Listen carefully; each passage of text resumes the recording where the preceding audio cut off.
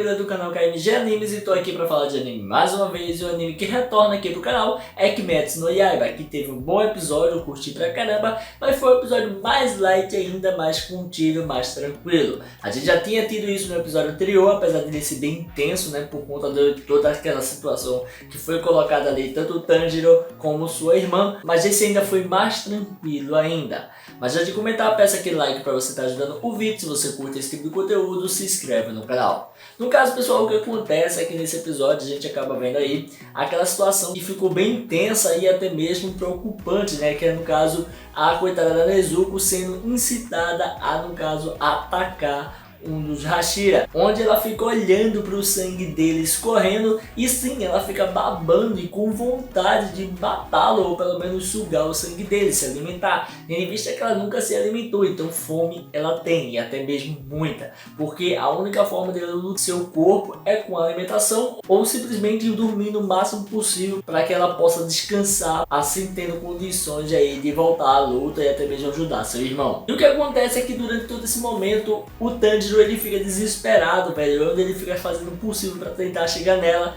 mas ali um dos pilares começa a prendê-lo, né, e não deixa de forma alguma ele chegar perto dela, onde até mesmo a gente vê que o pessoal começa a ficar preocupado, né, porque vê que ele está sendo ali preso com tanta força que pode ocasionar algum problema, né, alguma veia vinha se romper por causa da pressão que ele está fazendo, por conta da força exercida para prender ele. O Tanjiro acaba mesmo se soltando e aí chega até perto da Nezuko, mas o importante é que a Nezuko começa mesmo a lembrar de algumas coisas, e até mesmo a gente vê dentro da mente dela o que ela está pensando, e começa a mostrar que aí ela está pensando sobre sua família, né, os momentos felizes que ela teve com a família em si, sem falar também que ela começa a lembrar das palavras do seu treinador, vamos dizer assim, no caso o cara que cuidou dela enquanto o seu irmão ficava ali treinando, e no caso aquele homem tinha falado para ela por várias vezes que ela deveria defender os humanos, ela não deveria atacá-los e sim salvá-los, por mais que ela seja Oni. E a gente vê que ela, lembrando disso, ela pega e vira o rosto, velho. E é até engraçadinho, eu acho que foi a forma como ela vira o rosto com nojo,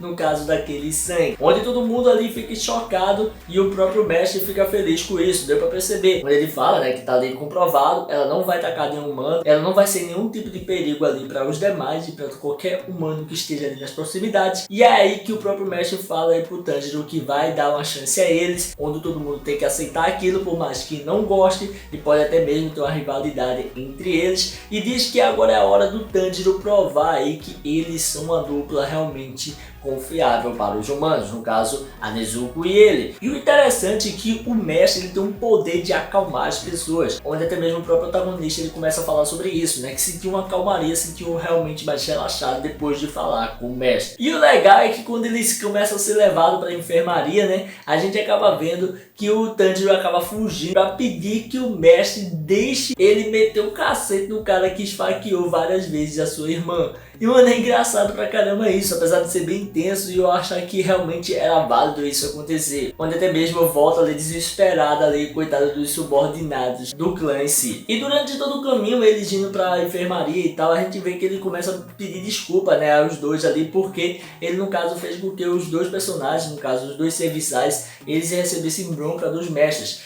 E os serviçais começam a falar que ele deveria ter mais medo aí dos pilares, deveria ter mais medo do mestre em si, porque eles são extremamente poderosos e tal. E eu acho legal o Tanjiro não ter medo, porque eu não posso ter medo daquilo que eu não conheço. O Tanjiro não conhece aqueles caras, por que ele teria medo? Só alguns caras ali que estão encrencando com sua irmã, e ele não vai deixar isso barato. Então eu achei muito legal isso, essa questão dele não ter medo e ele ir pra cima se alguém mexer com a irmã dele. E a parte mais engraçada do anime começa agora, quando ele chega na enfermaria, onde simplesmente começa a aparecer a garota que estava perseguindo aí a Nezuko, né, que é amando aí de sua mestra, como é mostrado, onde ela tá parada, velho, parece uma estátua, eu não sei por que disso, onde até mesmo o próprio protagonista fica olhando e curioso sobre ela. A gente vê que o pessoal tenta falar com ela, ela não responde de forma alguma, por algum motivo, vai saber qual é. E aí até mesmo aparece outra menina, que provavelmente também deve ser uma das subordinadas, ou melhor, aprendizes aí da Pilar, que no caso é a Shinu. Eles entram para ser cuidados e aí logo quem aparece é o Zenitsu. E caramba, nessa hora o Zenitsu começa a gritar pra caramba. A gente sabe muito bem que o Zenitsu sempre gritou, sempre foi barulhento, é o personagem mais barulhento da série e ele consegue fazer barulho por 3, 4 pessoas juntas, véio, gritando.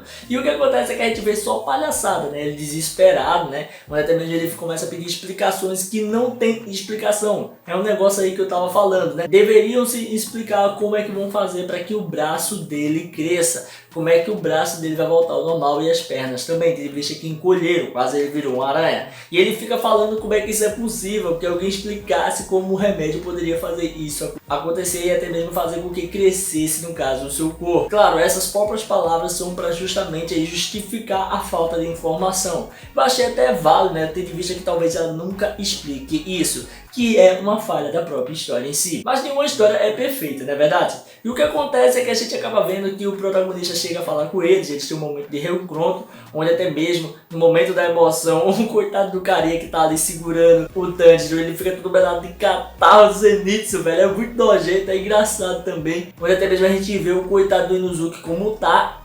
ferrado, depressivo, sem inspiração nenhuma, sem motivação, nem parece o próprio, onde até mesmo a gente vê que ele tá falando bem pouquinho, porque ele tá com a garganta ferrada, de tanto que gritou, de tanto que se esforçou, e também porque, né, ele teve sua cabeça quase estourada aí, então esmagou e acabou afetando sua garganta. Onde no fim das contas todo mundo começa a botar ele a moral pra cima, né, mas ele fica dizendo que ele tá fraco e tal. E pra finalizar temos aí o protagonista mais uma vez confirmando aquele desejo dele, né, de salvar sua irmã, onde ele tá o quarto com ela e até mesmo fala que vai fazer de tudo para que isso aconteça o quanto antes, porque não quer envelhecer e nem tampouco morrer e não ter a oportunidade de ficar com ela pela vida toda, até porque ela vai ficar sozinha depois disso, que é bem tenso por sinal. No fim teve até mesmo umas reuniões com relação aos pilares, do que vai ser feito, falando que também os humanos estão bem fraquinhos e por conta disso muitos caçadores têm morrido, e eu já tinha reparado, realmente os caçadores são muito fracos, só tem os pilares de forte mesmo. E aí o pessoal começa a falar que é necessário fazer uns pilares melhores para começar a caçada.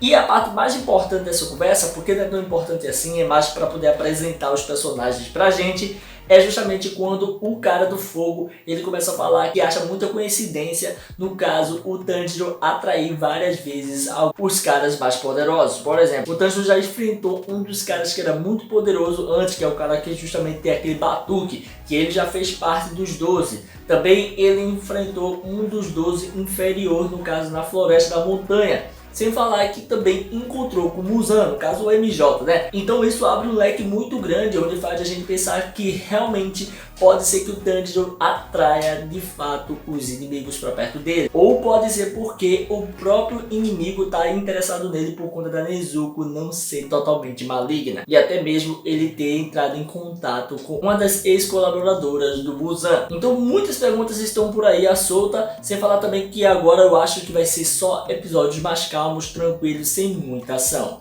Mas estou curioso para ver o que vai acontecer daqui pra frente. E é isso aí, galera. Se você curtiu esse vídeo, dá aquele like, comenta, não deixe de se inscrever e ativar o sininho para estar recebendo notificações de vídeo que eu postar aqui todo dia. Tranquilo? Valeu, galera. Fui!